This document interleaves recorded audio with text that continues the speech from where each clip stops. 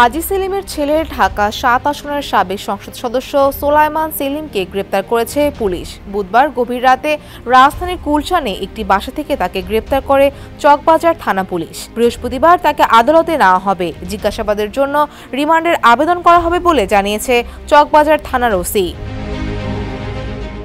চকবাজার থানার ভারপ্রাপ্ত কর্মকর্তা রেজাউল হোসেন এ তথ্য নিশ্চিত করেছেন। তিনি বলেন, চকবাজার থানার একটি হত্যা মামলায় তিনি এজাহারভুক্ত আসামি। তিনি গুলশানে এক আত্মীয়র বাসায় আত্মগোপনে ছিলেন। গোপন সংবাদের ভিত্তিতে বুধবার দিবাগত রাত ১:১টায় চকবাজার থানা পুলিশ সোলায়মান সেলিমকে গ্রেপ্তার করে। মাঠের অলরাউন্ডার আমি, আর ঘরের all rounder Tylox. Tylox toilet cleaner, clean মানেই টাইলক্স। জানা গেছে, গত ৫ আগস্ট শেখ হাসিনা সরকারের পতনের পর সোলায়মান সেলিম গ্রেপ্তার এড়াতে আত্মগোপনে চলে যান। তিনি হাজী সেলিমের বড় ছেলে।